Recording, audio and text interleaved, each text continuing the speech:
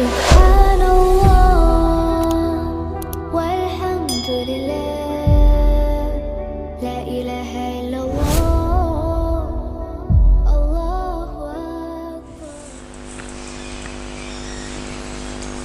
الحمد لله نحمده ونستعينه ونستغفره ونؤمن به ونتوكل عليه ونعوذ بالله من شرور أنفسنا ومن سيئات أعمالنا من يهده الله فلا مضل له ومن يضلل فلا هادي له وأشهد أن لا إله إلا الله وحده لا شريك له وأشهد أن محمدا عبده ورسوله اللهم صل على محمد وعلى آل محمد كما صليت على إبراهيم وعلى آل إبراهيم إنك حميد مجيد اللهم بارك على محمد وعلى آل محمد كما باركت على إبراهيم وعلى آل إبراهيم إنك حميد مجيد أعوذ بالله من الشيطان الرجيم بسم الله الرحمن الرحيم يا أيها الناس اتقوا ربكم الذي خلقكم من نفس واحدة وخلق منها زوجها وبث منهما رجالا كثيرا ونساء واتقوا الله الذي تساءلون به والأرحام إن الله كان عليكم رقيبا يا أيها الذين آمنوا اتقوا الله حق تقاته ولا تموتن إلا وأنتم مسلمون يا أيها الذين آمنوا اتقوا الله وقولوا قولا سديدا يصلح لكم أعمالكم ويغفر لكم ذنوبكم ومن يطع الله ورسوله فقد فاز فوزا عظيما قال رسول الله صلى الله عليه وسلم فإن خير الحديث كتاب الله وخير الهدي هدي محمد صلى الله عليه وسلم وشر الأمور محدثاتها كل محدثة بدعة وكل بدعة ضلالة وكل ضلالة في النار. கண்ணியத்திற்குரிய சகோதர சகோதரிகளே, அல்லாஹ்வுடைய வீட்டில் ஜுமுஆ என்று சொல்லக்கூடிய மார்க்கத்தின் முக்கியமான கடமை நிறைவேற்றுவதற்காக நாம் எல்லாம் இங்கே ஒன்று இருக்கிறோம்.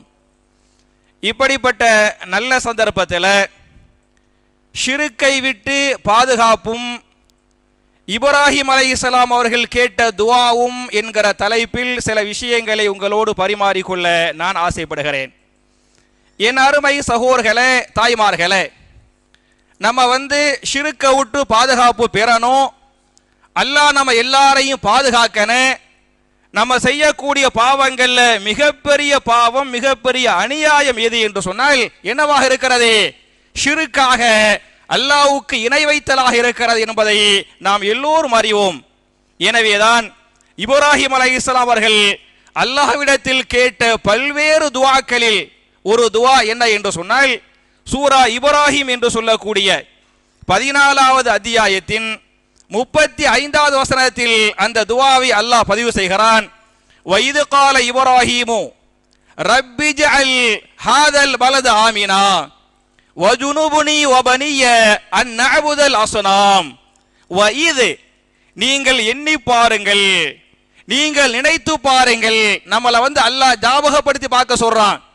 கால இப்ராஹீமு, இப்ராஹிம் நபி கேட்டாங்களே, அவங்க துஆ செஞ்சாங்களே, அந்த துஆவை நீங்கள் எண்ணி பாருங்கள் என்று சொல்லிவிட்டு அவர்கள் கேட்ட துஆ என்ன என்று சொன்னால், ரப்பிஜ்அல் ஹாதல் பலத ஆமினா, என் இறைவனே இந்த மக்கமா நகரத்தை பாதுகாப்பு தரக்கூடிய நகரமாக ஆக்கி அருள்வாயாக என்று கேட்டுவிட்டு, வஜுனுபுனி வபனிய அன் நஅபுதல் அஸ்னாம், என்னையும் என்னுடைய பிள்ளைகளையும் சிலைகளை வணங்குவதை விட்டும் பாதுகாத்து அருள்வாயாக என்ற துஆவை இப்ராஹிம் அலைஹிஸ்ஸலாம் கேட்டாங்க என்று குர்ஆன் பதிவு செய்கிறது. அப்ப என் அருமை சகோதரர்களே, சிலை வணக்கமாக இருந்தாலும் சரி, ஏனைய ஷிருக்காக இருந்தாலும் சரி, அதுகளை விட்டு நபிமார்கள் பாதுகாப்பு அல்லாஹ்ட்ட தேடினாங்கிறதுக்கு இந்த ஆயத்து அழகான ஆதாரம். அதனாலதான் திருமறை குர்ஆன்ல ஷிருக்கு என்பது எவ்வளவு பெரிய பாவம் என்பதை பற்றி குர்ஆன் பேசுகிறது. நீங்கள் செய்த பாவங்கள் ஏனைய பாவங்களாக இருந்தால் அவன் நாடினால் அந்த பாவங்களை அல்லாஹ் மன்னித்து விடுவான். ஒருவன் ஷிருக்கு செய்த நிலையில், ஷிருக்கை சரிகின்ற நிலையில் அவன் மரணித்து விட்டால் அவனுக்கு ஒருபோதும் என்ன இல்லை? மன்னிப்பே இல்லை. அல்லாஹ்வால் மன்னிக்கப்படாத மாபாவம் எது என்று சொன்னால் அல்லாஹ்வுக்கு இணை வைத்தலாக இருக்கிறது என்று திருமறை குர்ஆன்ல சூரத்துன் நிசா என்று சொல்லக்கூடிய 4வது அத்தியாயத்தின் 48வது வசனத்தில் அல்லாஹ் பேசுகிறான், இன்னல்லாஹ லா யக்ஃபிரு அன் யுஷ்ரக பிஹி வ யக்ஃபிரு மா தூன ஸாலிக லிமன் யஷா. இன்னல்லாஹ லா யக்ஃபிரு, நிச்சயமாக அல்லாஹ் மன்னிக்க மாட்டான், நிச்சயமாக அல்லாஹ் மன்னிக்க மாட்டான். அன் யுஷ்ரக பிஹி, அவனுக்கு ஷிருக்கு செய்வதை, யார் அவனுக்கு ஷிருக்கு செஞ்சாங்களோ அந்த பாவத்தை நிச்சயமாக நிச்சயமாக நான் மன்னிக்கவே மாட்டேன் என்று இந்த ஒரு வசனம் பேசுகிறது. இன்னொரு வசனத்தில் சூரத்துல் மாயிதா என்று சொல்லக்கூடிய அடுத்த 5வது வசனத்தில் 72வது வசனத்தில் பேசுகிறான், மன் யுஷ்ரிக் பில்லாஹி ஃபகத் ஹர்ரமல்லாஹு அலைஹில் ஜன்னா. யார் அல்லாஹ்வுக்கு இணை வைத்து விட்டார்களோ அவர்கள் மீது அல்லாஹ் ஹராமாக்கி விட்டான். ஹர்ரமல்லாஹு, அவர்கள் மீது அல்லாஹ் ஹராமாக்கி விட்டான். எதை ஹராமாக்கி விட்டான் என்று சொன்னால், எதை ஹராமாக்கி விட்டான்? அல் ஜன்னா, அல் ஜன்னா, சொர்க்கத்தை அவர்கள் மீது நான் ஹராமாக்கி விட்டேன், உன்னே நான் மன்னிக்கவே மாட்டேன் அப்படிங்கிறான். ரெண்டாவது, அவங்க மேல ஷிர்க், அவங்க மேல சொர்க்கத்தை என்ன செஞ்சிட்டேன்? ஹராமாக்கிட்டேன். அவங்க ஒருபோதும் எங்க போக மாட்டாங்க, சொர்க்கத்துக்கு போகவே மாட்டாங்க. 2வது வசனம் பேசுகிறது. மூன்றாவது, சூரத்து ஜுமர் என்று சொல்லக்கூடிய 39வது அத்தியாயத்தின் 65வது வசனத்திலே அல்லாஹ் பேசுகிறான், லைன் அஷ்ரக்த லயஹபதன் அமலுக. நபிகள் நாயகம் ஸல்லல்லாஹு அலைஹி வஸல்லம், நபிகள் நாயகத்தை அழைத்து அல்லாஹ் பேசுகிறான், நபியே லைன் அஷ்ரக்த, நீங்களே ஷிர்க் செய்தாலும், நபியை கூப்பிட்டு அல்லாஹ் பேசுகிறான். எந்த நபியை? ஒமா அர்சல்னாக இல்லா ரஹ்மத்தல் லில் ஆலமீன், அகில உலகத்தின் அருள் கொடையாக நாம் உங்களை அனுப்பியிருக்கிறோம் என்று எந்த நபியை அல்லாஹ் பாராட்டி பேசுகிறானோ அந்த நபியை கூப்பிட்டு அல்லாஹ் பேசுகிறான், நபியே நீங்களே இணை வைத்து விட்டாலும், நீங்களே இணை வைத்து விட்டாலும் லா யஹபதன் அமலுக, நீங்கள் செய்த எல்லா அமல்களையும் நான் அழித்து நாசமாக்கி விடுவேன் என்று அல்லாஹ் பேசுகிறான். அப்ப அல்லாஹ்வால் மன்னிக்கப்படாத மாபாவம் ஷிர்க்காக இருக்கிறது. சொர்க்கத்தை ஹராமாக்கக்கூடிய பாவம் ஷிர்க்காக இருக்கிறது. நாம் செய்த நன்மைகளை எல்லாம் அழிக்கக்கூடிய பாவம் ஷிர்க் என்பதற்கு இந்த வசனங்கள் தெளிவான சான்று. எனவேதான் ஒரு ஹதீஸை இமாம் புகாரி அவர்கள் தன்னுடைய சஹீஹுல் புகாரியில 7532வது ஹதீஸாக இந்த ஹதீஸை பதிவு பண்றாங்க. ஒரு சஹாபி ரசூலுல்லாஹ்ட்ட வந்து கேள்வி கேட்பாங்க, யா ரசூலல்லாஹ் ஐயு தம்பின் அக்பரு இன்தல்லாஹ், நாம் செய்யக்கூடிய பாவங்களில் அல்லாஹ்விடத்தில் மிகப்பெரிய பாவம் எது என்று கேட்கிறாங்க. அதுக்கு ரசூலுல்லாஹ் பதில் சொல்லுவாங்க, அன் ததுஉ லில்லாஹி நித்தன் வ ஹுவ ஹலகக, அல்லாஹ் உங்களை படைத்திருக்க, அல்லாஹ் உங்களை படைத்திருக்க அந்த அல்லாஹ்வுக்கு நீங்கள் ஷிர்க் பண்ணுவதுதான் நீங்கள் செய்யக்கூடிய பாவங்களில் மிகப்பெரிய அக்பருல் கபாயிர், அக்பருல் கபாயிர், நீங்கள் செய்யக்கூடிய பாவங்களில் மிகப்பெரிய பாவமாக இருக்கிறது என்று நபிகள் நாயகம் ஸல்லல்லாஹு அலைஹி வஸல்லம் சஹாபாக்களுக்கு சொன்னாங்க என்று இந்த வசனம், இந்த ஹதீஸ் பேசுகிறது. அப்ப என் அருமை சகோதரர்களே, ஷிர்க் என்பது மாபெரிய ஒரு பாவம். யாரு செஞ்சாலும் சரி, நீங்கள் எவ்வளவு பெரிய ஆலிமாக இருந்தாலும் சரி, எவ்வளவு பெரிய நாதாக்களாக இருந்தாலும் சரி, எவ்வளவு பெரிய அல்லாமாக்களாக இருந்தாலும் சரி, நபியை கூப்பிட்டு நீனே ஷிர்க் செய்தாலே நீ செஞ்ச அவ்வளவு நன்மையை அழிச்சிருவேன். நபியை கூப்பிட்டு அல்லாஹ் பேசுகிறான் என்று சொன்னால் ஆலிமுசாக்கெல்லாம் ஒண்ணுமே இல்லைங்கிறதுக்கு இந்த வசனங்கள் தெளிவான சான்றாக இருக்கிறது. இந்த வசனங்கள், இந்த ஹதீசுகளை நீங்கள் உங்களுடைய மூளையிலே பதித்து வைத்துக் கொண்டு சில செய்திகளுக்குள் வாங்க. என்ன செய்தி? போன ஞாயிற்றுக்கிழமை தென்னூர் ஜெனரல் பஜார் பள்ளிவாசல்ல ஒரு மாநாடு போடுறாங்க. மாநாட்டுடைய தலைப்பு என்ன என்று சொன்னால், சுன்னத்து வல் ஜமாத்துடைய கொள்கை விளக்க மாநாடு. மாநாட்டுக்குடைய தலைப்பு என்ன? சுன்னத்து வல் ஜமாத், சுன்னத்து வல் ஜமாத்துடைய கொள்கை விளக்க மாநாடு என்று ஒரு மாநாடு போடுறாங்க. அந்த மாநாட்டுடைய பேச்சை நீங்க கேட்டீங்களாக்க, ஒட்டுமொத்தமான ஷிர்க், எப்படியெல்லாம் ஷிர்க்கை விதைக்க முடியுமோ, ஷிர்க்கை பரப்ப முடியுமோ, ஷிர்க்கை அங்கீகரிக்க முடியுமோ, மக்களை எல்லாம், முஸ்லிம்களை, அப்பாவி முஸ்லிம்களை நரக படுகொலையில் தள்ள முடியுமோ அவ்வளவு காரியங்களையும் ஜமாத்துல் உலமா என்று சொல்லக்கூடிய இந்த அமைப்பு இவங்க பண்ணிட்டு போயிருக்கிறாங்க. சொன்ன இது நான் பொத்தாம்பதோ சொல்லல, சில செய்திகளை கோடிட்டு காட்டி உங்க இடத்துல பேசுகிறேன். நான் பொதுவாக இப்படிலாம் பேச மாட்டேன், இப்படி பேசுவது என்னுடைய துணி கிடையாது.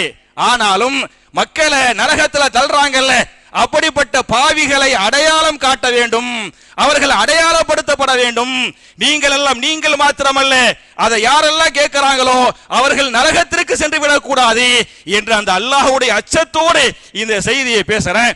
அதுல நிறைய பேர் பேசுனாங்க. நான் ஒரே ஒரு ஆளு, அதாவது ஒரு சோத்துக்கு ஒரு சோறு பதங்குவாங்கல்ல, அதுக்கு ஒரே ஒரு ஆளுடைய பேச்சை மட்டும் சொல்றேன், பேரையும் சொல்லி சொல்றேன். யார் என்று சொன்னால் முகமது ஷரீஃப் யூசுஃபி என்று சொல்லக்கூடிய ஒரு மௌலவி.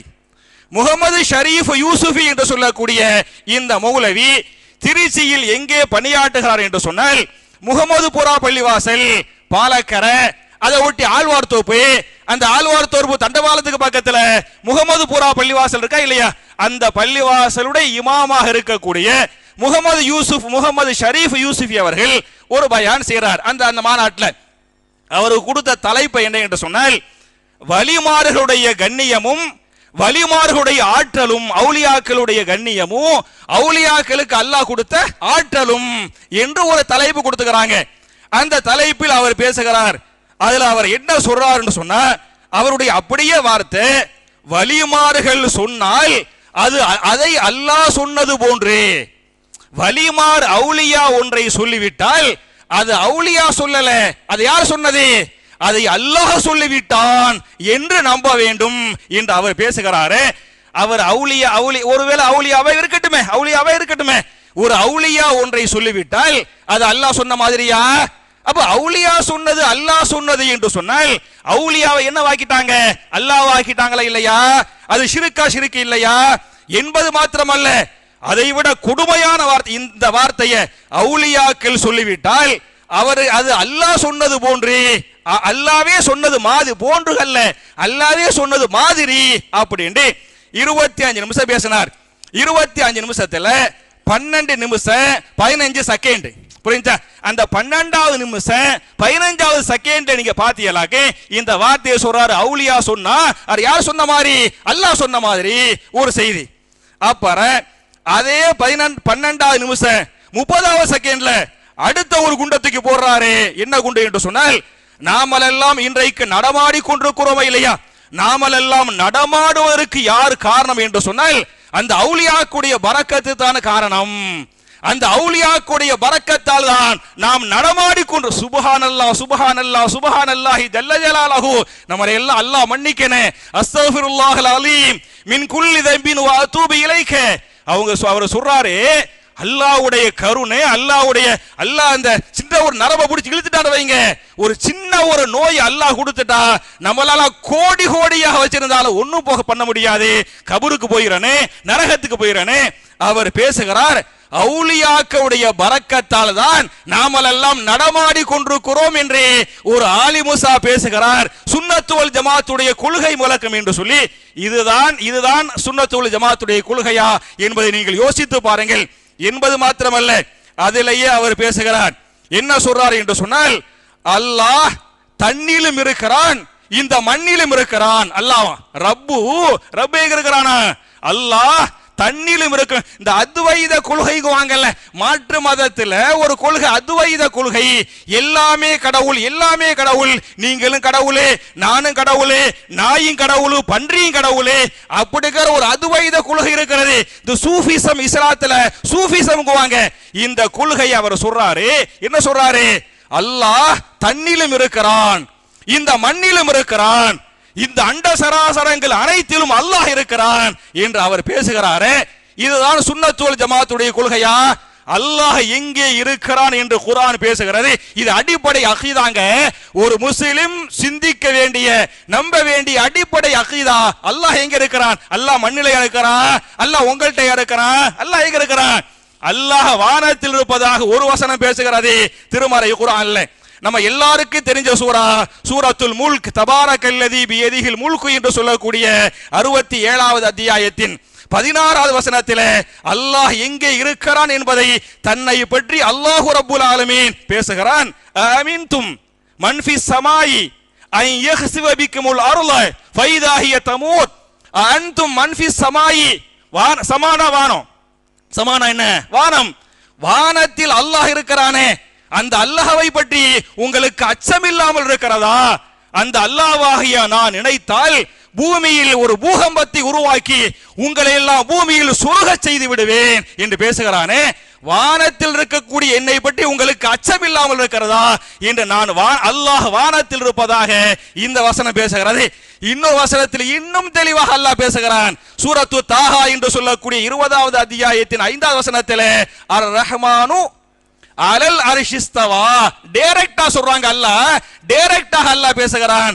அர் ரஹ்மானு, ரஹ்மான் எங்கே இருக்கிறான் என்று சொன்னால் அலல் அரிஷி இஸ்தவா, அல்லாஹ் அரிஷில் அமைந்திருக்கிறான் என்று குர்ஆன் பேசுகிறது. அரிசி எங்கே இருக்கிறது? 7 வானத்துக்கு மேலே இருப்பதாக தெளிவாக ஹதீஸ் பேசுகிறது. அந்த அரிசிக்கு கீழே தான் என்ன இருக்கிறது? ஜன்னத்துல் ஃபிர்தௌஸ் இருக்கிறதாக புகாரி ஹதீஸ் பேசுகிறது. அப்ப என் அருமை சகோதரர்களே, அல்லாஹ் வானத்தில் இருப்பதாக, அல்லாஹ் அரிசியில் இருப்பதாக அல்லாஹ்வே பேசுகிறான். ஆனால் சுன்னத்து வல் ஜமாத்துடைய கொள்கை விளக்கம்ங்கிற பேர்ல அவர் பேசுகிறார் அல்லாஹ் தண்ணிலும் இருக்கிறான், இந்த மண்ணிலும் இருக்கிறான் என்று பேசுகிறாரே. இதுதான் சுன்னத்தா? இதுதான் ஜமாத்தா? சுன்னத்து என்று சொன்னால் நபிகள் நாயகம் ஸல்லல்லாஹு அலைஹி வஸல்லம் எதை சொன்னார்களோ, எதை செய்தார்களோ, எதை அங்கீகரித்தார்களோ அதுகளுக்கு பேரு சுன்னத்து. இப்படித்தான் சொன்னாங்களா? ஜமாத் என்று சொன்னால் சஹாபாக்களுடைய ஜமாத்து, சஹாபாக்களுடைய ஜமாத்து அல்லாஹ் மண்ணுக்குள் இருக்கிறான்னு சொன்னாங்களா? இது எவ்வளவு பெரிய ஒரு அநியாயமான வார்த்தை.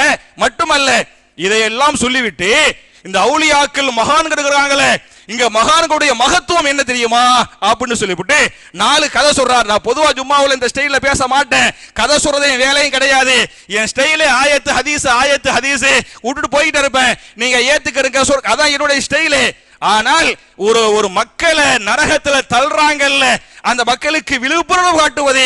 அல்லாஹ் என்கிட்ட மறுபடியும் கேட்டேன், ஏண்டா உனக்கு இந்த அறிவை கொடுத்தனே, இந்த கல்வியை கொடுத்தனே, ஏண்டா மக்கள்கிட்ட சொல்லலன்னு அல்லாஹ் என்கிட்ட கேட்டா நான் மாட்டிக்கிறவன்ல, நான் அல்லாட்ட தப்பிச்சுக்கிறேன்ல, அந்த ஸ்டைல். அதனால நான் சொல்லிடுறேன், அந்த இவரே அந்த முகமது ஷரீஃப் யூசுஃபி, முகமது பள்ளிவாசல் இமாம் 25 நிமிஷம் பேசிக்கிறாரு. தேவைப்பட்ட நீங்க சொல்லுங்க, நான் உங்களுக்கு யூடியூப்ல இருக்குது, என் போன்ல பயன் வச்சுக்கிறேன், தேவைப்பட்ட உங்களுக்கு அனுப்பி விடுறேன். அதெல்லாம் 4 கதை சொல்றாருங்க. அது 4 அவுலியாக்குடைய மகான்களுடைய ஆற்றலை பத்தி அவர் சொன்னக்கூடிய 4 கதை. அதுல ஒரு கதை என்ன என்று சொன்னால், டெல்லி ஜுமா மசூதி, டெல்லி ஜுமா மசூதி, ஜுமா மசூதியை மன்னர் ஷாஜஹான் கட்டினார். இது வரலாறு, அது உண்மை, மாற்று கருத்தே இல்லை. அவர் என்ன பண்ணாரா அப்படின்னு சொன்னா, செங்கோட்டையில உட்கார்ந்துகிட்டாராம். செங்கோட்டையில உட்கார்ந்துகிட்டு ஜும்மா மசூதியை கட்டும் போது அவங்க எல்லாம் கட்டுறாங்கல்ல, அவங்கள்ட்ட புலந்து கரோ அப்படின்றாராம். புலந்து கரோட என்ன அர்த்தம்? உயர்த்துங்கள், உயர்த்துங்கள், அஸ்திவாரத்தை புலந்து கரோ அப்படின்னாங்களாம். எல்லாரும் புலந்து பண்ணாங்களாம், அதை உசத்துனாங்களாம். எந்த அளவுக்கு அவர் சொன்னாரா அப்படின்னு சொன்னா, நான் செங்கோட்டையில உட்கார்ந்துக்கிறேன்ல, என்னுடைய கிரீடம் எதுக்கு கீழே இருக்கணும்னு சொன்னா, அந்த பள்ளிவாசல மக்கள் துளு வர்றாங்கல்ல, செருப்பு போடுறாங்கல்ல, அந்த செருப்பு போடுற அந்த அதுக்கு கீழே தான் என்னுடைய கிரீடமே இருக்கனே என்று சொன்னாரு. அந்த அளவுக்கு புலந்து பண்ணிட்டாங்களாம். இதை டெல்லி ஜுமா மசூதி, ஓகே, அது உயரமா தான் இருக்குது. அதை புலந்து பண்ணி கட்டி முடிச்ச பிறகு என்ன ஆயிருச்சா அப்படின்னு சொன்னா, டெல்லி ஜுமா மசூதியுடைய கிபிலா கொஞ்சம் கிராஸா போயிருச்சான். புரிஞ்சா? அவர் சொல்றாரு, நான் நேத்து முந்தாலாம் கூகுள்ல போய் படிச்சேன் இதை பத்தி, டெல்லி ஜுமா மசூதியை பத்தி. அப்படின்னு பாத்தியலாக்கு அந்த கிபிலா திசை என்னவாயிருச்சான், கொஞ்சம் கிராஸ் ஆயிருச்சான். ஆஹா, மன்னர் ஷாஜஹானுக்கு பெரிய கவலையா, ஆஹா நம்ம இவ்வளவு கஷ்டப்பட்டு கட்டணுமே, அது கிபிலா திசை மாறி போய் கொஞ்சம் கோணி போயிருச்சு, என்ன பண்றது, பெரிய கவலையா. பெரிய கவலையா என்ன பண்ணாரா அப்படின்னு சொன்னா, மன்னர் ஷாஜஹான் ஜுமா மசூதிக்கு வந்தாரா. ஜும்மா மசூதிக்கு வரும்போது ஒருத்தர் ஜும்மா மசூதியில உட்கார்ந்துகிட்டு இருந்தாராம். பெரிய டிப் டாப்பா இல்லாம ரொம்ப சாதாரணமான உடையில உட்கார்ந்துகிட்டு இருந்தாராம். கிபிலா திசையில பார்த்து உட்கார்ந்துகிட்டு இருந்தாராம். உட்கார்ந்து இருக்கக்கூடிய அவரு மன்னர் ஷாஜஹான் வர்றாருல, ஷாஜஹான் மன்னரை பார்த்த உடனே, ஷாஜஹான் எங்க வர்றீங்க? புரிஞ்சா? அது மன்னர் திரும்பி கூட பார்க்கலையா, அகக்கண்ணில் பார்த்து விட்டாராம். புரிஞ்சா? புறக்கண்ணு கிபிலாவை பார்க்குதா, அகக்கண்ணு பின்னால பார்த்துருச்சான். மன்னர் ஷாஜஹானை பார்க்கவே இல்லையா. என்ன ஷாஜஹான் எங்க வர்றீங்க, என்ன கவலையோடு வர்றீங்க அப்படின்னு அவர் கேட்டாராம். அப்படின்னு அவர் கேட்ட உடனே, ஆமா இந்த மாதிரி அப்படின்ட்டு அவர் கவலையை சொல்றதுக்கு முன்னால, நீங்க உங்களை பார்த்து அவுலியா மாதிரி தெரியுது, என்னை திரும்பி பார்க்காம யாருன்னு பேரை சொல்லிட்டியே அப்படின்ற உடனே அதுக்கு அவர் சொன்னாரா, அந்த பஞ்சாயத்துல அப்புறம் வச்சுக்கலாம். அவருடைய வார்த்தை புரிஞ்சா, அவருடைய வார்த்தை, அந்த பஞ்சாயத்துல அப்படி வச்சுக்கலாம். ஷாஜஹான் உங்களுக்கு என்ன கவலை அப்படின்னு கேட்டாரா. மன்னர் ஷாஜஹான் சொன்னாரா, இந்த மாதிரி கிபிலா திசை கொஞ்சம் மாறி போயிருச்சு, நான் என்ன பண்றதுன்னு தெரியல அப்படின்ட்டாரா. அதுக்கு அவர் சொன்னாரா, அப்படியா போயிட்டு நாளைக்கு தஹஜ்ஜுதுக்கு வாங்க அப்படின்ட்டாரா. மன்னர் ஷாஜஹான் போயிட்டாரா. போனவனே நைட்டு ஃபுல்லா தூங்கவே இல்லை, தூக்கமே வரலையா. தூக்கமே வராம கரெக்டா தஹஜ்ஜத்துக்கு வந்தாரா. அதே ஆள் உட்கார்ந்துகிட்டு இருந்தாரா. கேட்டாரா, எங்கிட்டு கோணி போயிருக்குது? பெரிய அவுலியாவா, அது எங்கிட்டு கோணி போயிருக்கணும்னு தெரியலையா அவருக்கு. எங்கிட்டு கோணி போயிருக்குது அப்படின்னு கேட்டாரா. கொஞ்சம் ரைட்டு திசையில வலது பக்கமா கொஞ்சம் கோணி போயிருக்குது அப்படின்னு சொன்னாரா மன்னர் ஷாஜஹான். அப்படின்னு உடனே என்ன பண்ணாரா, அந்த கோணி போய் அந்த இடத்துல உட்கார்ந்தாராம். உட்கார்ந்துகிட்டு அப்படியே திரும்பினாராம். அந்த அவுலியா அப்படி உட்கார்ந்துகிட்டு அப்படியே திரும்பினாராம். திரும்பின உடனே டெல்லி ஜும்மா மசூதியே திரும்பி விட்டதாம். நான் சொல்லலைங்க, அந்த முகமது ஷரீஃப் யூசுஃபி என்று சொல்லக்கூடிய சொல்றாரு. அப்படி பண்ண உடனே அந்த டெல்லி ஜும்மா மசூதியே திரும்பி விட்டது.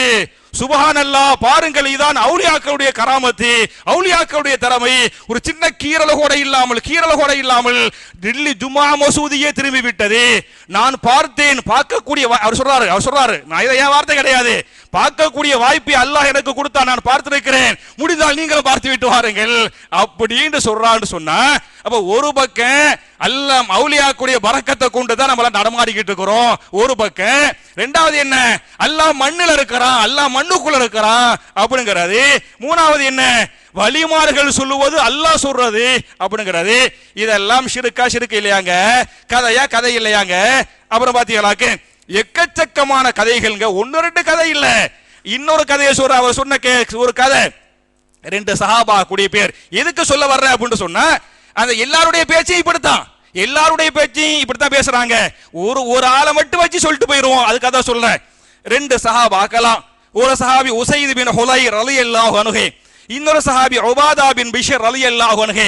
இந்த 2 சஹாபாக்கள் ரசூலுல்லாஹ்ட்ட போனாங்களாம். போய் ரசூலுல்லாஹ்ட்ட நைட் நேரத்துல ரொம்ப நேரம் பேசிக்கிட்டு இருந்தாங்களாம். பேசிவிட்டு 2 பேரும் வெளியே வந்தாங்களாம். நைட் நேரத்துல சஹாபாக்கள் கையில 2 பேரும் குச்சி வர வச்சிருந்தாங்களா. நைட்ல 2 பேரும் வெளியே வந்த உடனே ஒரு சஹாபியுடைய கையில குச்சி வச்சிருந்தார்ல, அதுல டார்ச் லைட் எரிய ஆரம்பிச்சிருச்சான். 2 பேரும் நைட்ல வெளியே வந்த உடனே என்ன எரிய ஆரம்பிச்சிருச்சான், டார்ச் லைட் எரிய ஆரம்பித்து விட்டது. அதில் பேட்டரியும் இல்லை, வயரும் இல்லை, சார்ஜ் போட எல்லா வார்த்தை கிடையாது. நான் இதுக்கு முன்னாடி பேசுவேன் குர்ஆன் ஹதீஸ், புரியுதா? அவர் சொல்றாரு, அந்த குச்சியில் பேட்டரியும் இல்லை, வயரும் இல்லை, சார்ஜ் போடவும் இல்லை, அதில் லைட் எரிய ஆரம்பிச்சு விட்டது. அந்த லைட்ல 2 சஹாபாக்கள் போனாங்களாம். அப்படி போன உடனே ஒரு கட்டத்துல ஒரு சஹாபி வீடு இங்கிட்டா, இன்னொரு சஹாபி வீடு அங்கிட்டா. ஒரு குச்சத்துல லைட் எரியுது, 2 பேரும் பிரிஞ்சு போகணும்ல. அப்படின்னு பிரிஞ்சவர் இங்கிட்டு பிரிஞ்சார், லைட் வச்சு இப்படி பிரிஞ்சார்ல, லைட் இல்லாதவர் அப்படி பிரிஞ்ச உடனே அவர் குச்சிலையும் டார்ச் லைட் எரிய ஆரம்பிச்சிச்சு. புரிஞ்சா? இந்த மாதிரி 2 பேரும் சேர்ந்து வீட்டுக்கு போயிட்டாங்க. இதுதான் அவுலியாக்கள், இதுதான் அவுலியாக்குடைய கராமத்து அப்படிங்கிறாரு. இது சஹாபாக்கள் மேல் சொன்ன பொய் இல்லையா? இத மிஷ்காத்னு வேற சொல்றாரு. இத சொல்றாரு ரசூலுல்லாஹ் மேல சொல்லக்கூடிய பொய்யா இல்லையா? ரசூல் ஸல்லல்லாஹு அலைஹி வஸல்லம் அல்லாஹ் சொல்றாங்க, மன் கதப அலைய முத்தஅம்மிதன் ஃபல்யதபவ்வா மக்அதஹு மினன் நார். எவன் ஒருவன் என் மீது வேணுமென்றே பொய்களை இட்டு கட்டி சொல்கிறானோ அவன் தன் தங்குமிடத்தை நரகமாக்கி. நான் சொல்லவில்லை, ரசூல் ஸல்லல்லாஹு அலைஹி வஸல்லம் இப்படி சொன்னதாக இமாம் புகாரி இந்த ஹதீஸை பதிவு பண்றாங்களே. இதெல்லாம் பொய் இல்லையா? அதே மாதிரி இன்னொரு 2 சஹாபாக்கலாம், சல்மானுல் ஃபாரிசி ரலியல்லாஹு அன்ஹு, அபூ தர்தா ரலியல்லாஹு அன்ஹு. 2 சஹாபாக்கலாம். 2 சஹாபாக்கள் உட்கார்ந்து ஒண்ணா ஒரே தட்டுல சாப்பிட்டாங்களாம். ஒரே தட்டுல சாப்பிட்டா அந்த 2 பேரும் சாப்பிடுறாங்க, அந்த உணவு தஸ்பீஹ் செய்தது. அது அந்த 2 சஹாபாக்கள் காதுல கேட்டாங்க. அந்த தட்டும் தஸ்பீஹ் செய்தது, அத சஹாபாக்கள் காதுல கேட்டாங்க. இதெல்லாம் பொய் இல்லையாங்க? இப்ப எல்லாம் எங்கெங்க வருது? அதே மாதிரி இது 3வது கதையா? ஒரு கதை ஜும்மா மசூதி, 2வது கதை என்ன, டார்ச் லைட், 3வது கதை என்ன, தட்டு தஸ்பீஹ் செஞ்சது, 4வது கதை என்ன அப்படின்னு சொன்ன ராபியாத்துல் பஸரியா அப்படின்னு ஒரு அம்மா. சரியா? எல்லாம் அந்த பேச்ச பாத்தியலாக்க இந்த பரேலை விஷம், இந்த என்னது கபுரு வணங்கி இந்த கபுரு வணங்கி என்னவோ, சூஃபிசம் என்னவோ, அத்வைத கொள்கை என்னவோ, அதே சுன்னத்து வல் ஜமாத் என்கிற கொள்கையில் மக்கள்கிட்ட விதைக்கிறாங்கன்னு சொன்னா இது எவ்வளவு பெரிய விஷமத்தரமான கருத்து என்பதை நீங்கள் யோசித்து பார்க்க வேண்டும். இல்ல ராபியாத்துல் பஸரியாவா அப்படின்னு ராபியாத்துல் வரலாறு இருக்கிறாங்க. சரியா?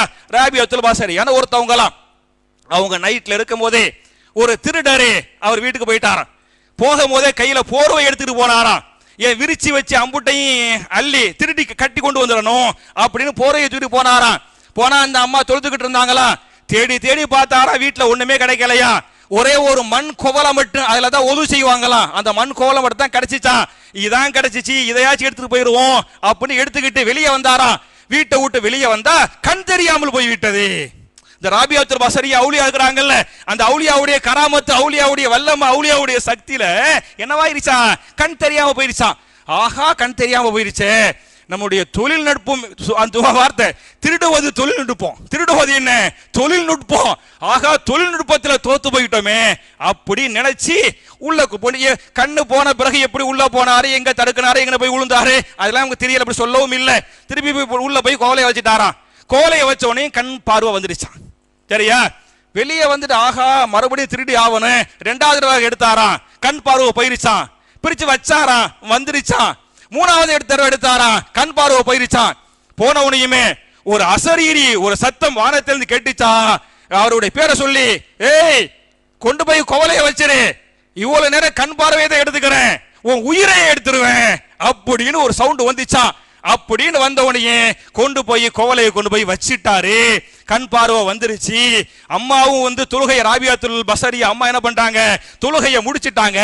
முடிச்சுட்டு மகனே எங்கப்பா வந்தா, உனக்கு என்னப்பா வேணும் கேட்டா தருவானப்பான்னு கேட்டாங்க.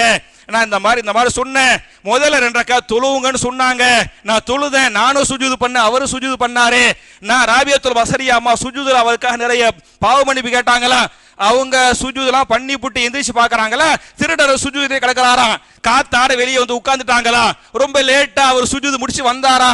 என்னப்பா உனக்கு வேணும் அப்படி கேட்கும்போது, எனக்கு என்ன வேணுமா, அல்லாவே கிடைச்சிட்டான், அல்லாவே கிடைச்சிட்டான் அப்படின்னு இந்த ராபியாத்துல் அம்மாவுடைய அந்த கருணை, அந்த சக்தி, அந்த வல்லமையினால ஒரு திருடன் திருத்தப்பட்டு விட்டான் அப்படின்னு கதையை சொல்றார். அப்படின்னு சொன்னா இந்த கதைக்கு பேர் என்ன, சுன்னத்து வல்லு ஜமாத்து என்று சொல்லுகிறார். என்று சொன்னால் என் அருமை சகோதரர்களே, என் அருமை தாய்மார்களே, நீங்கள் எல்லாம் உண்மையிலே இறையச்சம் உள்ளவர்கள், நீங்கள் எல்லாம் உண்மையில் இறையச்சம் உள்ளவர்கள்.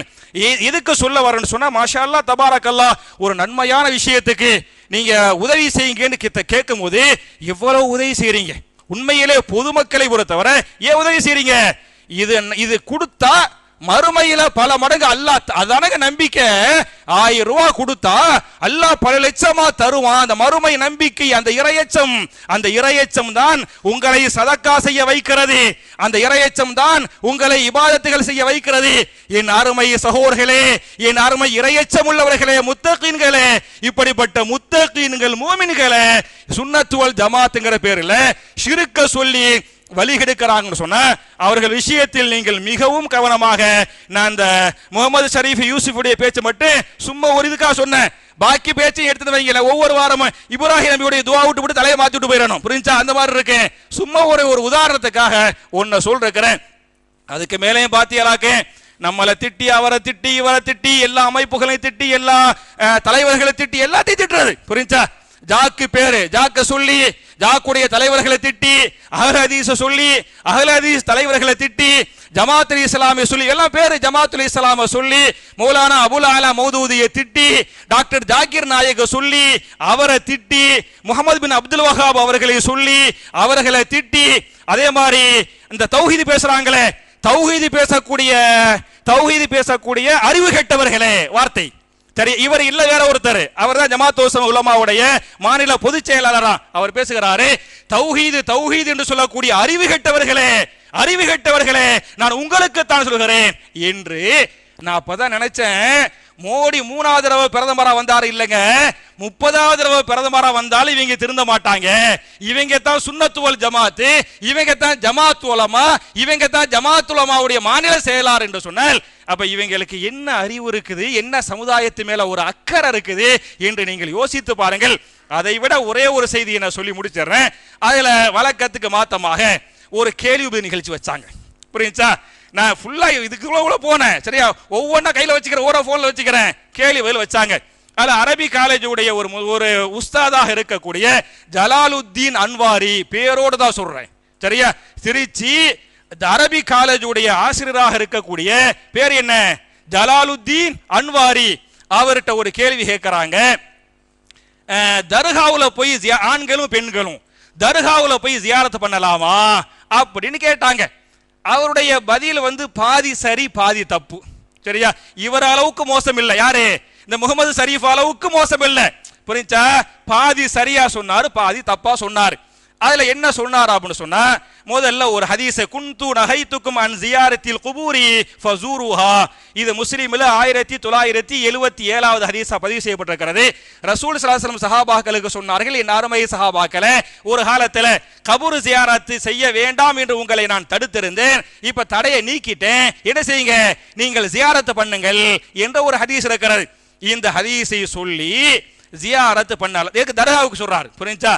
ஜியாரத்து பண்ணலாம் அப்படின்னு சொல்லிப்புட்டு, அதே சமயத்துல அந்த ஜியாரத்து தர்காவுல போய் பல பேர் ருக்கு பண்றாங்க, பல பேர் சுஜூது பண்றாங்க, பல பேர் அவுலியாக்கள்டே கேட்கறாங்க.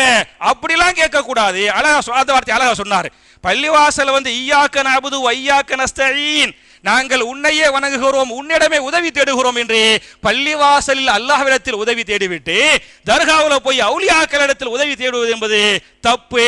அங்கே போய் ருக்கு பண்ணக்கூடாது, சுஜூது பண்ணக்கூடாது, அவங்கள்ட்ட உதவி தேடக்கூடாது, தர்காவை தவாஃப் செய்யக்கூடாது அப்படின்னு அதை மாஷா அல்லாஹ் தடுத்தார். அப்புறம் சொன்னாரு, பெண்கள் தர்காவுக்கு போகக்கூடாது, பெண்களுக்கு ஜியாரத்து கூடாது, தர்காவுக்கு செல்லக்கூடிய பெண்கள் மீது அல்லாஹ்வுடைய நாசம் உண்டாகட்டும் ஹதீஸ் இருக்குது அப்படின்னு மாஷா அல்லாஹ் தெளிவா என்ன செஞ்சிட்டாரு, சொல்லிட்டார். இப்படின்னு அதுவே தப்பு. புரிஞ்சா? ஆண்களும் போகக்கூடாதான் கரெக்ட். எப்படி பெண்கள் போகக்கூடாதோ அது மாதிரி செய்யக்கூடாது, ஆண்களும் போகக்கூடாது. அதுக்கு நான் தலீல் தர்றேன், ஆதாரம் தர்றேன் இன்ஷா அல்லாஹ். ஆனா ஒரு பாதிக்கு பாதி ஒன்ன பாஸ் ஆயிட்டார். புரிஞ்சா? அப்படின்னு சொன்ன உடனேயுமே பெண்கள் தர்காவுக்கு செல்லக்கூடாது, அதே மாதிரி தர்காவுக்கு போகக்கூடிய ஆண்கள் அவுலியாக்களிடத்தில் உதவி தேடக்கூடாது, தர்காவில் அவுலியாவுக்காக சுஜூது பண்ணக்கூடாது, ருக்கு பண்ணக்கூடாது, தர்காவை தவாஃப் செய்யக்கூடாது அப்படின்னு சொன்ன உடனேயுமே என்ன பேச்சு, இவரெல்லாம் ஒரு சுன்னத்து வல் ஜமாத்தா, சுன்னத்து வல் ஜமாத்துடைய ஆலிமா, கடும் கண்டனம். ஜமாத்துல் உலமாவுடைய 2 மாவட்ட உலமாக்கள் கண்டனம், இந்த பதிலுக்கு கண்டனம். எந்த 2 மாவட்டம்? ஒன்னு கன்னியாகுமரி மாவட்டம், 2வது கோயமுத்தூர் மாவட்டம். இந்த கன்னியாகுமரி மாவட்டம், கோயமுத்தூர் மாவட்டம் ஜமாத்துல் உலமாவுடைய உலமாக்கள் அது எப்படி, சுன்னத்து வல் ஜமாத்துடைய கொள்கை என்ன என்று சொன்னால், பெண்களும் ஆண்களும் தர்காவிற்கு செல்லலாம் போட்டிருக்கிறாங்க. நான் வச்சுக்கிறேன், தபால் நான் வச்சுக்கிறேன். சுன்னத்து வல் ஜமாத்துடைய கொள்கை என்ன என்று சொன்னால், பெண்களும் ஆண்களும் தர்காவுக்கு செல்லலாம், அந்த அவுலியாக்களிடத்தில் உதவி தேடலாம். அவுலியா அஸ்தக்ஃபிருல்லாஹ் அஸ்தக்ஃபிருல்லாஹ் அஸ்தக்ஃபிருல்லாஹ் அவர் சொல்றார், அவுலியாக்களிடத்தில் உதவி தேடலாம் என்பதுதான் சுன்னத்து வல் ஜமாத்துடைய கொள்கையாக இருக்கிறது. இந்த கொள்கைக்கு மாத்தமாக பேசிவிட்டார்கள். எனவே தலையிட்டு இதை சரி பண்ணனே அப்படின்னு 2 மாவட்டங்கள் என்ன பண்றாங்க, அவர் மேல கோரிக்கை வச்சுக்கிறாங்க. சொன்னா பாருங்க, அவர் கொஞ்சோன்னு தான் நல்லா சொன்னாரு, கொஞ்சோன்னு நல்லா சொன்னாரு, அவருக்கே இந்த கெதின்னு புரிஞ்சுக்கிட்டேன். அப்புறம் பாத்தியலாக்கு நான் கேட்கிறேன், தர்காவுக்கு வந்து ஆண்களும் போகலாமா? எப்படி பெண்கள் போகக்கூடாதோ அது மாதிரி தர்காக்களுக்கு என்ன செய்யக்கூடாது, ஆண்களும் போகக்கூடாது. ஆண்களும் போகக்கூடாது என்பதற்கு சில சான்றுகளை, சில ஆதாரங்களை, சில ஹதீஸுகளை நான் உங்களுக்கு முன்வைக்க வேண்டும் என்று சொன்னால், இமாம் முஸ்லிம் தங்களுடைய சஹீஹ் முஸ்லிமில 49வது ஹதீஸா பதிவு பண்றாங்க. ரசூல் ஸல்லல்லாஹு அலைஹி வஸல்லம் சஹாபாக்கள் சொல்லுவாங்க, என் அருமை சஹாபாக்களே, நீங்கள் ஒரு தவறை கண்ணிலே கண்டால் முடிந்தால் கைகளால் தடுங்கள், முடியாவிட்டால் வாய்களால் தடுங்கள், அதற்கு முடியாவிட்டால் மனதால் வெறுத்து ஒதுங்கிக் கொள்ளுங்கள். வதாலிக அலாஃபுல் ஈமான், அதுதான் ஈமானிய கடைசி நிலை. ஒரு தப்ப நீங்க பார்த்தா முடிஞ்சா கையில தடுக்கணும், சக்தி இல்லையா வாயில சொல்லி தடுக்கனே, அதுக்கு சக்தி இல்லையா போகவே கூடாது. மனசால வெறுத்து என்ன செஞ்சிடனே, ஒதுங்கிக்கிறங்க. அந்த ஒதுங்கிக்கிட்டார்ல அவருக்கு தான் இந்த ஈமானிய லைஃபான ஈமானிய லைஃப் இருக்குது, பலவீனமான ஈமான் இருக்குது அப்படின்னு ஒரு ஹதீஸ் இருக்குது. இப்ப இந்த தர்கா கட்டி வச்சுக்கிறாங்கல்ல, தர்கா கட்டி வச்சுக்கிறது மார்க்கத்துல சரியா தப்பா நான் சொல்லல. புரிஞ்சா? இமாம் முஸ்லிம் ரஹிமஹுல்லா எல்லா பள்ளிவாசலையும் சஹீஹுல் புகாரி, சஹீஹ் முஸ்லிம் எல்லாத்துலயும் இருக்குது. சுன்னத்து வள்ளி ஜமாத்து அப்படித்தானே, சுன்னத்து என்ன சொல்லுது, ஜமாத்து என்ன சொல்லுது, நீங்க பாருங்க. இதுல சஹீஹ் முஸ்லிம்ல இமாம் முஸ்லிம் ஒரு பாடத்தை போடுறாங்க.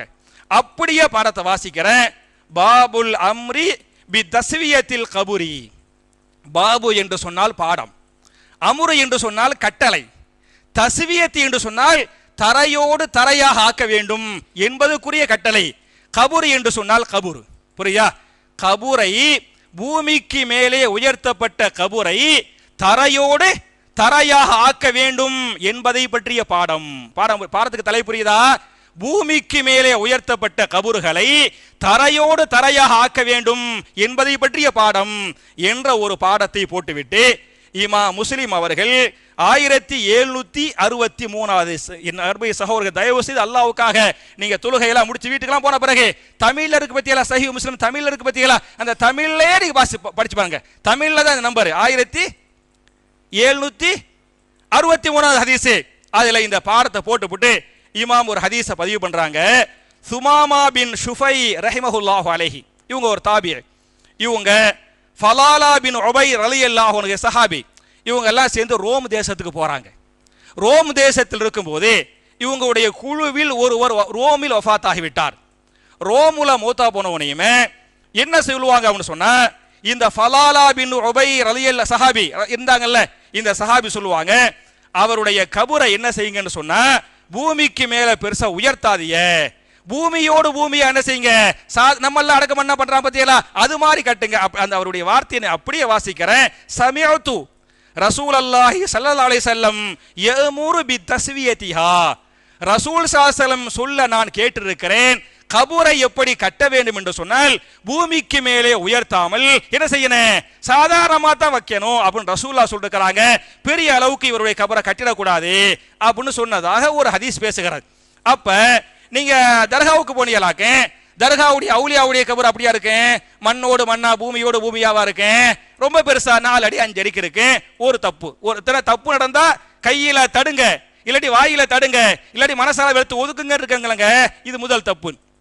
இரண்டாவது, அதே இமாம் அவர்களே, முஸ்லிம் அவர்களே, பாபு நஹி அன் தஜ்சீஸில் கபுரி, பாபு என்று சொன்னால் பாடம், நஹி என்று சொன்னால் தடை, தடை செய்வதை பற்றிய பாடம்.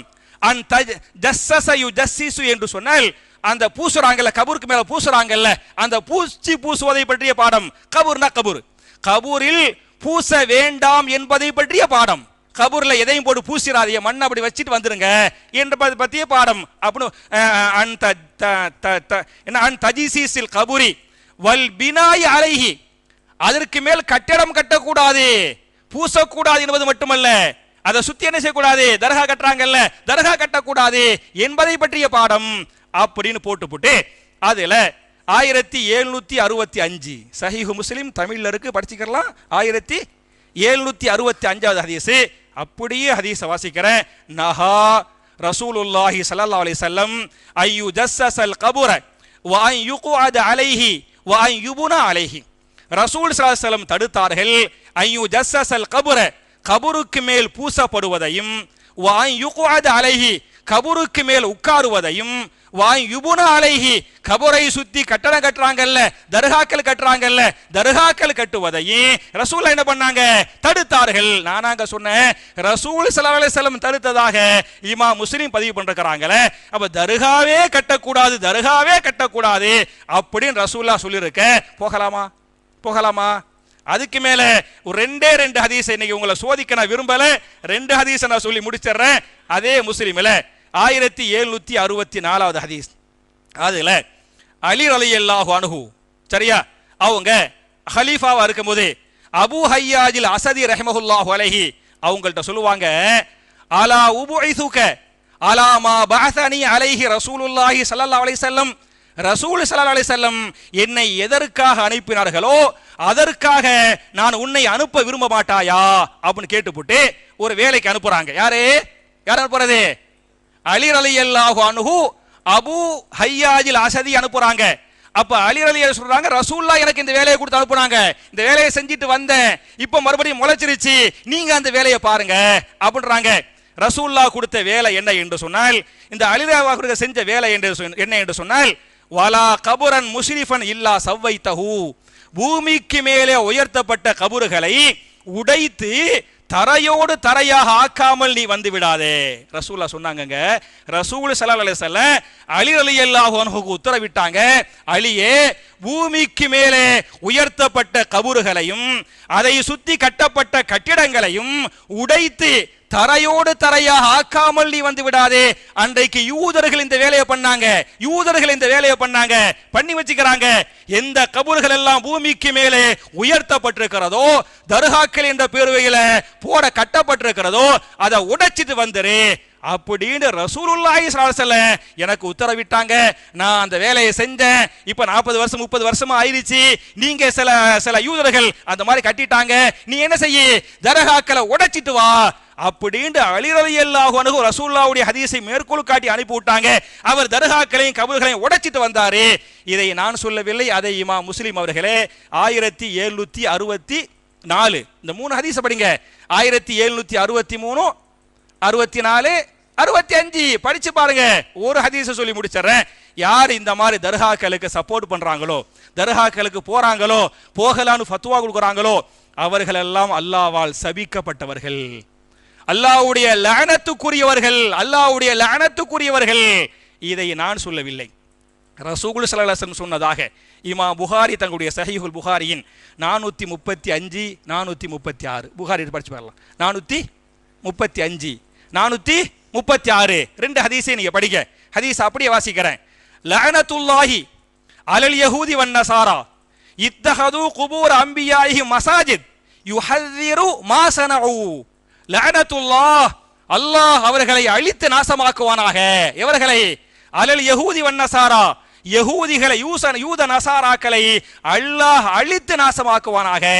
ஏன் என்று சொன்னால், அவர்களெல்லாம் தங்களுடைய நபிமார்கள் மரணித்து விட்டால் நபிமார்களுடைய அடக்க ஸ்தலத்தை வணக்க ஸ்தலமாக ஆக்கி கொண்டார்கள். நபிமார்களுடைய அடக்க ஸ்தலத்துக்கே கபர் கட்டாத, தர்கா கட்டாத. கட்டினா பாருங்க, கட்டினவனை அல்ல அழிச்சு நாசமாக்கட்டேன், நபிமார்களுக்கு அப்படின்னு சொல்லிவிட்டு இதெல்லாம் ரசூலுல்லாஹ் எப்ப தெரியுமா சொல்றாங்க? நீங்க ஹதீஸை படிச்சு பாருங்க. தன்னுடைய சக்கராத்துடைய கடைசி இப்ப மூத்தா போயிருவோம் அந்த நோயுடைய உச்சகட்டம், நோயுடைய கடுமை, தூக்கி ஒரு போர்வத்திக்கு போடுவாங்க, சூடு தாங்க முடியாது, எடுப்பாங்க, தண்ணி எடுத்து ஒது செய்வாங்க. அந்த கடைசில மூத்தா போறதுக்கு முன்னால துடிச்சாங்களே அந்த சக்கராத்தில் ரசூலுல்லாஹி ஸல்லல்லாஹு அலைஹி வஸல்லம் சஹாபாக்களுக்கு சொன்னார்கள், லஅனத்துல்லாஹி அலல் யஹூதி வன் நஸாரா இத்தஹது குபூர் அன்பியாஹி மசாஜித். எவர்கள் தங்களுடைய நபிமார்களுடைய அடக்க ஸ்தலத்தை வணக்க ஸ்தலமாக ஆக்கி கொண்டார்களோ அவர்கள் அழிந்து நாசம், அல்லாஹ் அவங்களை லஅனத் பண்ணட்டேன். யுஹذிரு, நான் எச்சரிக்கை செய்கிறேன். என் அருமை சஹாபாக்களே, சுன்னத்து வல் ஜமாத்துக்கு சுன்னத்து ஜமாத்துக்கு உபதேசம் பண்ணுகிறது, சுன்னத்து ஜமாத்துக்கு எச்சரிக்கை செய்கிறது. யுஹذிரு, எச்சரிக்கை செய்தார்கள். மா ஸனஉ, அவர்கள் செய்தது போன்று நீங்கள் செய்து விட வேண்டாம். அந்த யூதர்கள் நபிமார்களுடைய அடக்க ஸ்தலத்தை வணக்க ஸ்தலம் ஆக்கினாங்கல்ல, அது மாதிரி நீங்க ஆக்கிறாதீங்க என்று நபிகள் நாயகம் ஸல்லல்லாஹு அலைஹி வஸல்லம் தன்னுடைய சக்கராத்தில் சஹாபாக்களுக்கு வசியத்து பண்ணாங்க என்று ஹதீஸ் பேசுகிறது. அப்ப என் அருமை சகோதரர்களே, என் அருமை தாய்மார்களே, எதுக்கு இதுகளை சொல்ல வர்ற அப்படின்னு சொன்னா, சுன்னத்து வல் ஜமாத் கொள்கை முழக்க மாநாடுங்கிற போர்வையில எதை சொல்றாங்க?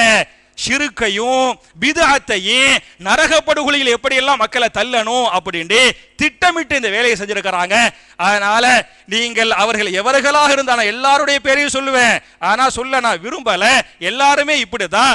அதனால நீங்க ரொம்ப கரெக்டா இருங்க. தர்ஜுமத்துல் குர்ஆன் கையில் இருக்குது, அதே மாதிரி ஹதீஸுகள் கையில் இருக்குது. ஒரு தீர்மானமே போடுறாங்க. தீர்மானம் என்ன?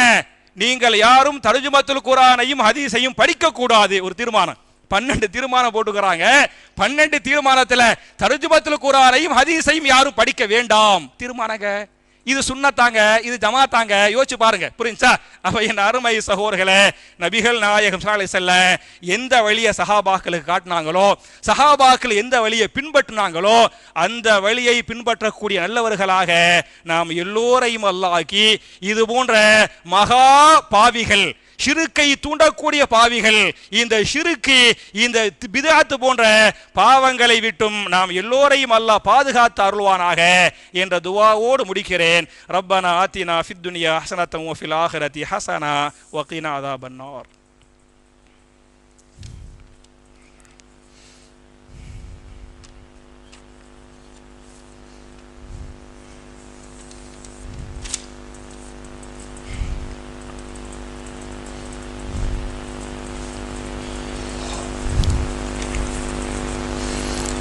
إن الحمد لله اللهم صل على محمد وعلى آل محمد كما صليت على إبراهيم وعلى آل إبراهيم إنك حميد مجيد اللهم بارك على محمد وعلى آل محمد كما باركت على إبراهيم وعلى آل إبراهيم إنك حميد مجيد. அன்பிற்குரிய சகோதரர்களே, தாய்மார்களே, என்னுடைய 2வது ஹுத்பாவில் வழக்கமாக துஆக்களை பற்றி பார்த்து கொண்டிருக்கிறோம். இந்த வார துஆவுக்கு முன்னால் சின்ன ஒரு அறிவிப்பு. ஒரு சகோதரர், சென்னையை சார்ந்த ஒரு சகோதரர், அவர் பேர் ஃபிரோஸ் ஹமீத் என்று சொல்லக்கூடிய சென்னையை சார்ந்த 40 வயசு கொண்ட ஒரு சகோதரர். அவருக்கு உடம்புக்கு முடியாமல் கேன்சர் நோயில் துபாயில் வேலை செஞ்சார், முடியலை. திடீர்னு பார்த்தா கேன்சருடைய 4வது நிலைமைக்கு போயிட்டார். அப்படின்ட்டு வெறும் 40 வயசு சகோதரர் சென்னையில் இருக்கிறாரு. அவருக்கு மருத்துவம் பார்த்துக்கிட்டு இருக்கிறாங்க. அவருடைய சொந்த பந்தங்கள்லாம் நமக்கு தெரியும், உங்களுக்கு சொன்னால் கூட தெரியும். அந்த மாதிரி நமக்கு தெரிஞ்ச சகோதரர்கள் அவங்க கோரிக்கை வச்சாங்க. அந்த மாதிரி அவருக்கு 40 வயசுண்டா அவங்க ஒய்ஃபுக்கு 33 வயசாம். பிள்ளைங்க சின்ன பிள்ளைங்களாக தான் இருப்பாங்க. பெரிய கொடிய நோய். அதனால் நீ தக்குவா பள்ளிவாசலில் சொல்லி ஜும்மா டயத்தில் முந்தியும் பிந்தியும் எங்கள் வீட்டுக்காரருடைய ஷிஃபாவுக்காக ஆஃபியத்துக்காக துவா செய்யுங்க அப்படின்ட்டாங்க. அவர் பேர் ஃபிரோஸ் ஹமீத். சரி, 40 வயசு சகோதரர், அவருக்காக கண்டிப்பாக துவா செய்யுங்க அப்படிங்கிற அறிவிப்போடு இந்த வாரத்துக்குரிய துவா என்ன என்று சொன்னால், ஷிருக்கை விட்டும் அல்லாஹ் நம்மை பாதுகாக்க வேண்டும் என்று சொன்னால் இப்ராஹிம் நபி கேட்ட துவாவை சூரா இப்ராஹிம் என்று சொல்லக்கூடிய 14வது அத்தியாயத்தின் 35வது வசனத்தில் அந்த துவாவை அல்லாஹ் பதிவு செய்கிறான். ரப்பிஜஅல் ஹாதல் பலது ஆமினன் வஜுனுபுனி வபனிய அன் நஅபுதல் அஸ்னாம் என்பது துவாவுடைய பொருள் என்ன என்று சொன்னால், என் இறைவனே, இந்த நகரத்தை பாதுகாப்பான நகரமாக ஆக்கி அருள்வாயாக. மேலும் என்னையும் என்னுடைய பிள்ளைகளையும் ஷிருக்கு செய்வதிலிருந்து, இணை வைப்பதிலிருந்து, சிலைகளை வணங்குவதை விட்டும் எங்களை பாதுகாத்து அருள்வாயாக என்ற அற்புதமான துவா. அப்ப ரப்பிஜஅல் ஹாதல் பலது ஆமினன் வஜுனுபுனி வபனிய அன் நஅபுதல் அஸ்னாம் என்ற துவா உள்பட அல்லாஹு ரப்புல் ஆலமீன் திருமறை குர்ஆன்ல என்னென்ன துவாக்களை பதிவு செய்திருக்கிறானோ, நபிகள் நாயகம் ஸல்லல்லாஹு அலைஹி வஸல்லம் என்னென்ன துவாக்களை கேட்க சொன்னாங்களோ, அதுகளை எப்படி சஹாபாக்கள் எல்லாம் சமிஅனா வாத்தஅனா கேட்டோம் கட்டுப்பட்டோம் என்று அந்த துவாக்களை மனப்பாடம் பண்ணாங்களோ, துவாக்களை ஓதுனாங்களோ, துவாக்களை பிற மக்களுக்கு எடுத்து சொன்னாங்களோ, அது போன்ற நன்மக்களாக நாம் எல்லோரையும் அல்லாஹ் ஆக்கி நம்முடைய பாவங்களை மன்னித்து நம்முடைய இபாதத்துகளை அல்லாஹ் அங்கீகரித்து அல்லாஹ்வால் பாதுகாக்கப்பட்ட சமுதாயமாக ஒட்டுமொத்த இஸ்லாமிய சமுதாயத்தை அல்லாஹ் ஆக்கி இது போன்ற ஆலிம்கள் உலமாக்களுக்கு அல்லாஹ்வுடைய அச்சத்தை, அல்லாஹ்வுடைய ஹிதாயத்தை அவர்களுக்கு அல்லாஹ் கொடுத்து சமுதாயத்தை நேர்வழி காட்டக்கூடிய நன்மக்களாக அவர்களையும் அல்லாஹ் மாற்றி ஜன்னத்துல் ஃபிர்தௌஸ் என்று சொல்லக்கூடிய மிக உயர்ந்த சுருக்கத்தின் வாரிசுகளாக நாம் எல்லோரையும் அல்லாஹ் ஆக்கி அருள்வானாக என்ற துவாவோடு முடிக்கிறேன். அல்லாஹும்ம அஇஸ்ஸல் இஸ்லாம் வல் முஸ்லிமீன் وأذل الشرك والمشركين ربنا آتنا في الدنيا حسنة وفي الآخرة حسنة وقنا عذاب النار وآخر دعوانا أن الحمد لله رب العالمين.